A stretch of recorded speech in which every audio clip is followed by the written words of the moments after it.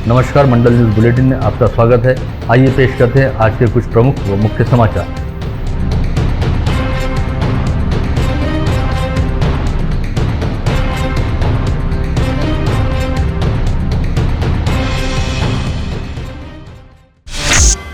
Bharatiya Janata party के प्रदेश उपाध्यक्ष तथा जलगांव जामोद के विधायक संजय कुटे द्वारा यहां बुलाई गई पत्रकार परिषद में कहा गया कि राज्य की महाविकास आघाड़ी सरकार तमाम मोर्चों पर पूरी तरह से विफल साबित हुई है, जिसका ताजा उदाहरण ओबीसी समाज के राजनीतिक आरक्षण को लेकर सुप्रीम कोर्ट में हुई हार को कहा जा सकता है। जब सुप्रीम कोर्ट ने ओबीसी समाज के लिए दिए राजनीतिक आरक्षण को खारिज कर दिया। इस मामले को लेकर जहाँ राज्य के मुख्यमंत्री उद्धव ठाकरे पूरी तरह से चुप्पी साध कर बैठे हैं, वहीं दूसरी ओर राज्य में मंत्री रहने वाले छगन भुजबल द्वारा आंदोलन करने की नौटंकी की जा रही है।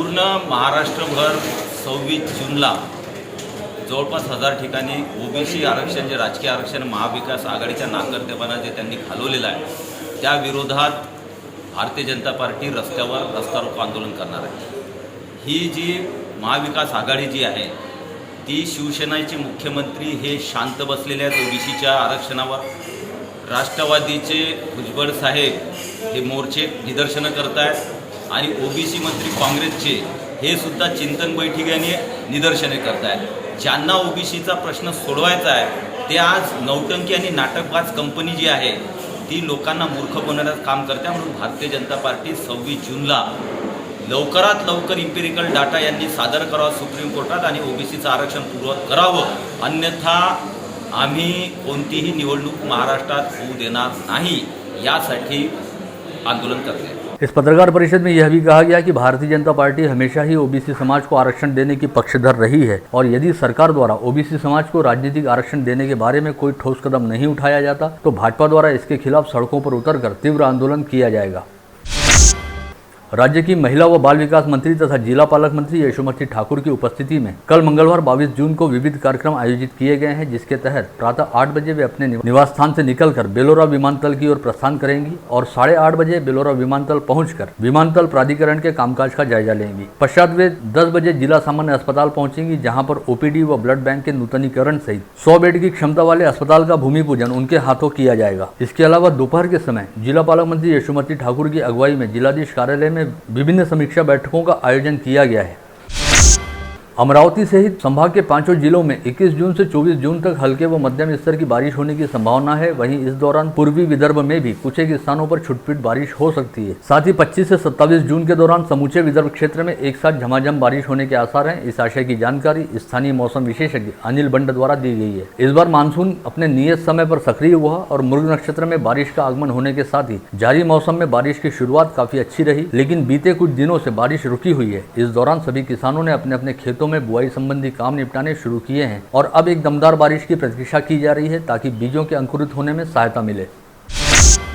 कोविड संक्रमण की दूसरी लहर अमरावती जिले में काफी तीव्र थी, तब कोरोना की चेन को तोड़ने के लिए संपूर्ण लॉकडाउन लगाया गया था। इसके साथ ही शासकीय कामकाज भी 50% कर्मचारियों की क्षमता के साथ करने के आदेश दिए गए थे। लेकिन अब कोरोना की तीव्रता कम होते ही समूचा शहर अनलॉक हो गया है और सभी सरकारी कार्यालयों से बैंकिंग, परिवहन व व्यापारिक व्यवहार शुरू हो गए हैं। प्रॉपर्टी खरीदी बिक्री के व्यवसाय भी पूरी क्षमता के साथ चलाने के निर्देश दिए गए हैं। लेकिन प्रॉपर्टी विक्रेता, बेचने वाला और दस्त पंजीयन कार्य में पंच के रूप में हस्ताक्षर करने वाले दोनों पार्टी के 4 लोगों की रैपिड एंटीजन टेस्ट रिपोर्ट की शर्त अब भी कायम है। यह शर्त प्रॉपर्टी व्यवसायियों के लिए सिरदर्द बन रही है और इसका असर प्रॉपर्टी खरीदी बिक्री व्यवसाय पर दिखाई दे रहा है।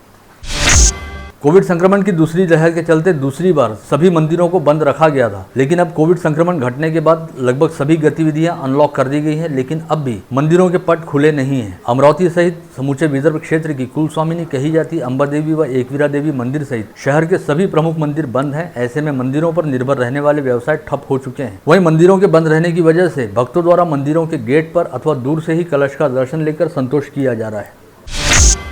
राज्य में यद्यपि कोविड संक्रमण की दूसरी लहर की तीव्रता तेजी से कम हो रही है, लेकिन दूसरी ओर तीसरी लहर आने का अनुमान भी लगाया जा रहा है। इसी दौरान आगामी 28 जून से मनपा विद्यालयों में शैक्षणिक सत्र शुरू करने की संभावना जताई जा रही है। यद्यपि शिक्षा ऑनलाइन या ऑफलाइन होगी, इस बारे में कोई बात स्पष्ट नहीं हुई है, लेकिन शैक्षणिक सत्र अगर सब कुछ ठीक रहा तो 28 जून से शुरू होगा, ऐसा सूत्रों का कहना है।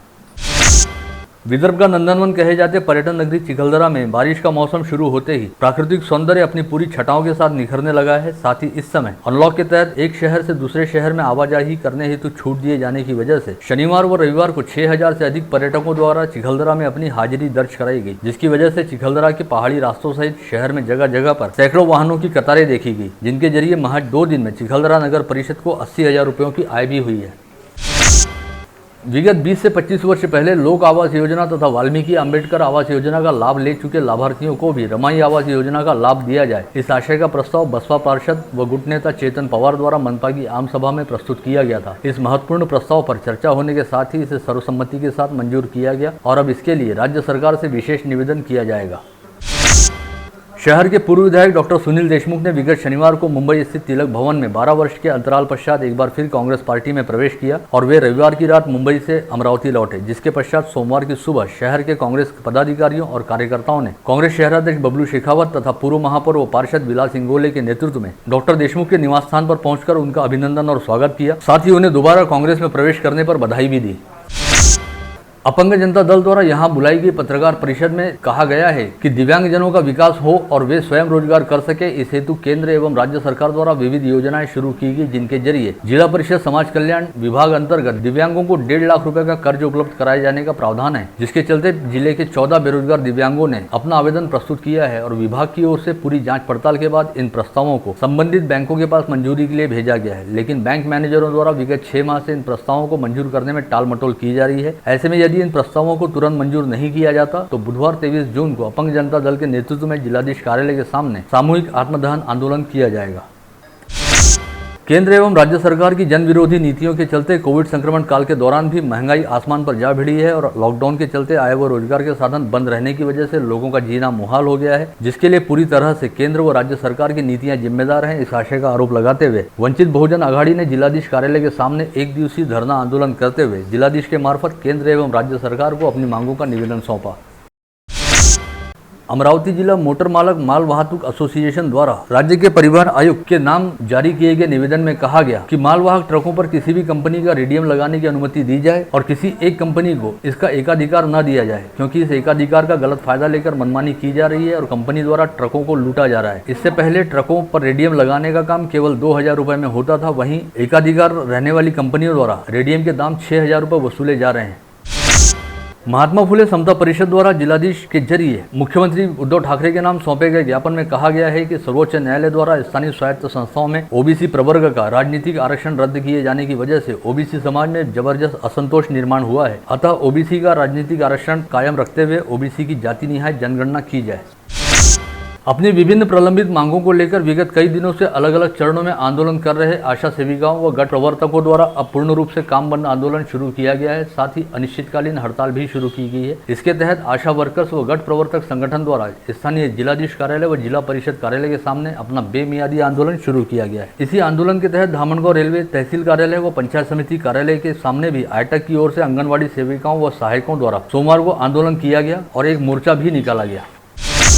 सेवानिवृत्त पुलिस अधिकारी व कर्मचारी परिवार अन्याय निवारण महासंघ द्वारा राज्य के मुख्यमंत्री उद्धव ठाकरे के नाम जारी ज्ञापन में कहा गया है कि कुछ दिनों पूर्व महाराष्ट्र सरकार ने सुप्रीम कोर्ट के निर्देशानुसार अलग अलग पदों पर कार्यरत पुलिस कर्मियों को पदोन्नति दी थी, लेकिन विगत 5 मई को इस पदोन्नति के आदेश को रद्द करते हुए सभी पदोन्नति प्राप्त पुलिस कर्मियों को पदोन्नत किया गया। ऐसे में उन्हें उनके पुराने पद पर ही पदस्थ रखने का निर्णय जारी किया गया। यह लंबे समय से पदोन्नति की प्रतीक्षा कर रहे पुलिस कर्मचारियों के लिए अन्याय व अपमान वाली बात है। अतः इस पदोन्नति के आदेश को रद्द करते हुए संबंधित पुलिस कर्मचारियों को तुरंत पदोन्नति दी जाए।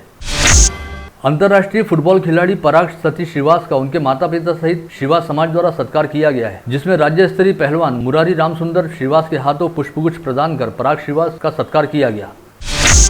अमरावती चितपावन ब्राह्मण संघ द्वारा रविवार 20 जून को शंकरनगर रोड पर सुदर्शन बिल्डिंग के सामने हरिगंगा ऑयल मिल चौक पर सुबह 7 से 8 बजे तक कपड़ों से बनी थैलियों का निःशुल्क वितरण किया गया और प्लास्टिक थैलियों का प्रयोग टालते हुए पर्यावरण संवर्धन का संदेश दिया गया। इस समय क्षेत्र की पार्षद पद्मजा विजय कौंडन्य व अनिता राज तथा पूर्व पार्षद मीना पाठक प्रमुख अतिथि के रूप में उपस्थित थे। आयोजन की सफलता हेतु अमरावती चितपावन ब्राह्मण संघ के अध्यक्ष श्रीरंग फाटक, उपाध्यक्ष विनोद मराठे, सचिव स्वाति परांजपे, कोषाध्यक्ष धनश्री भागवत सहित सभी समाज बंधुओं ने महत् प्रयास किए।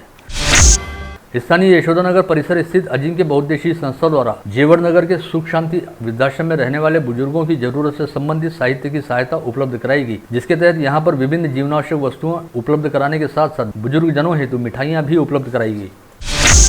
जिले में अब कोविड संक्रमण की दूसरी लहर काफी हद तक सुस्त होने के साथ ही दम तोड़ती नजर आ रही है। सोमवार को केवल 33 नागरिकों की रिपोर्ट पॉजिटिव आई। वहीं सोमवार को जिले में 2 कोविड संक्रमितों की मौत हुई। जिला स्वास्थ्य प्रशासन की ओर से जारी आंकड़ों के मुताबिक अब जिले में कुल संक्रमितों की संख्या बढ़कर 95,630 पर जा पहुंची है। वहीं जिले में कोरोना मृतकों की संख्या बढ़कर अब 1,542 पर पहुंच गई है। सोमवार को जिले के कोविड अस्पतालों से 210 मरीजों को कोविड मुक्त हो जाने के चलते डिस्चार्ज दिया गया। जिले में अब तक कुल 93,334 संक्रमित मरीज कोविड मुक्त हो चुके हैं।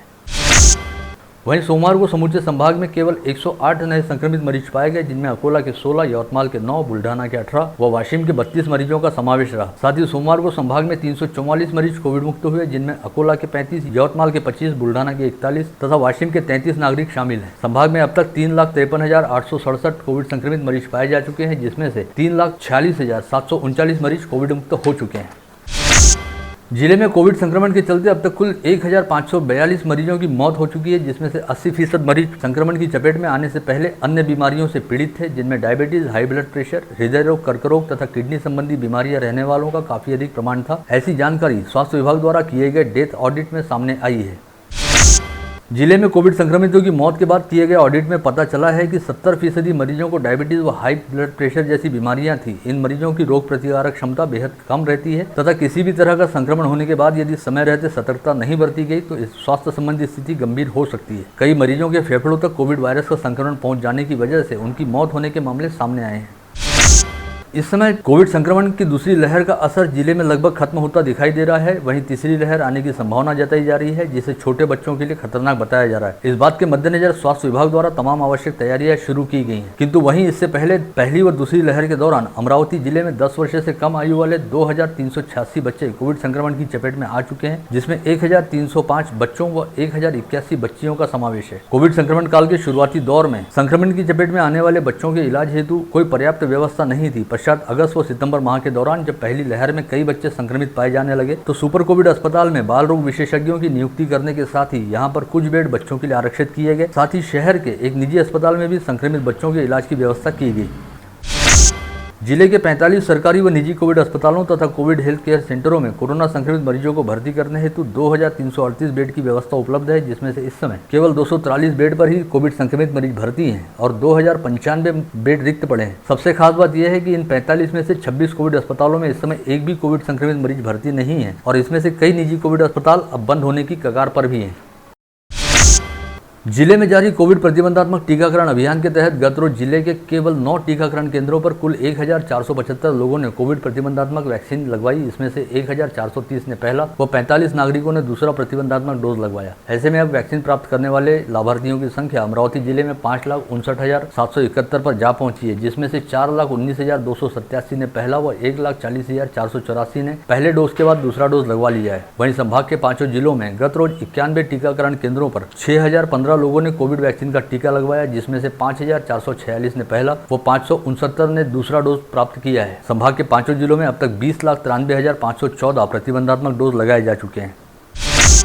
अमरावती महानगर पालिका अंतर्गत स्थायी नियुक्ति के तौर पर कार्य करने वाले 4 अधिकारियों को जल्द ही प्रमोशन का लाभ मिल सकता है। कोविड संक्रमण काल के दौरान उनके द्वारा की गई सेवाओं को लेकर मनपा प्रशासन की ओर से उनके नामों पर विचार किया जा रहा है। इन चारों ही अधिकारियों की पात्रता जांचने के बाद वरिष्ठता के आधार पर उन्हें प्रमोशन दिया जाएगा। प्रमोशन की रेस में शामिल अधिकारियों में पशु शल्य चिकित्सक डॉक्टर सचिन बोंद्रे, जनसंपर्क अधिकारी भूषण पुरसत्कर, विधि अधिकारी श्रीकांत चौहान व बाजार परवाना विभाग अधीक्षक उदय चौहान के नामों को लेकर चर्चा की जा रही है।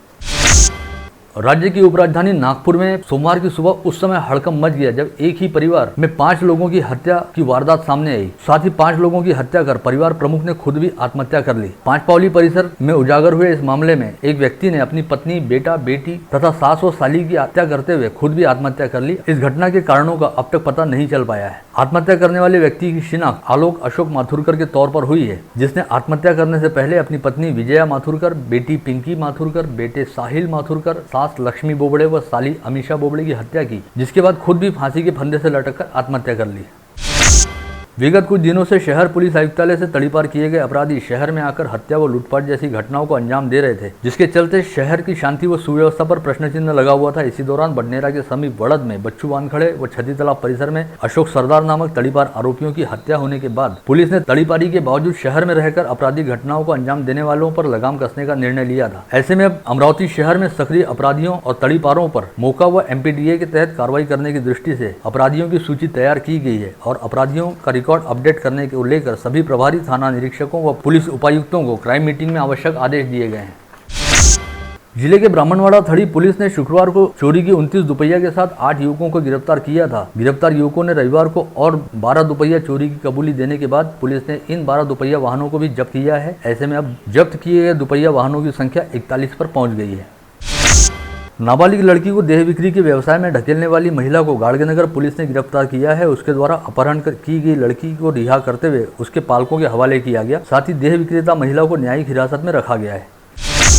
जिले के तिवसा पुलिस स्टेशन अंतर्गत आने वाले गुरुदेव नगर गुरुकुंज मोजरी स्थित गणेश विहार निवासी राजेश धामनकर के घर में पिछले 1 माह से किराए पर रहने वाले कामगार हमेशा की तरह शाम 6 बजे खाना बनाने की तैयारी कर रहे थे और जैसे ही उन्होंने खाना पकाने के लिए गैस का चूल्हा जलाया, अचानक ही सिलेंडर भड़क गया। घर के सदस्यों ने यह प्रकार देखकर हो हल्ला मचाया और पड़ोसियों की मदद से रेत व पानी की सहायता से आग बुझाई गई। इस घटना में किसी तरह का नुकसान अथवा जनहानि नहीं हुए है। परतवाड़ा शहर के अंजनगांव स्टॉप चौक में इलेक्ट्रॉनिक दुकान में 20 जून की रात 2 अज्ञात लोगों ने LG शॉपी फोड़ने का प्रयास किया, लेकिन LG शॉपी मालिक के कुत्ते के भौंकने से चोरों को खाली हाथ लौटना पड़ा। चोरों ने यहां से खाली हाथ जाते जाते दुकान के मालिक की स्विफ्ट डिजायर गाड़ी के शीशे पर बड़ा पत्थर मारकर उसका कांच फोड़ दिया। दुकान के संचालक बाला साहब कराले की शिकायत पर परतवाड़ा थाने द्वारा मामले की जाँच शुरू की गई है। आप देख रहे थे मंडल न्यूज बुलेटिन। हमारे चैनल को लाइक करें, शेयर करें और हाँ, सब्सक्राइब करना ना भूलें। कल होगी आपसे फिर मुलाकात, तब तक के लिए धन्यवाद।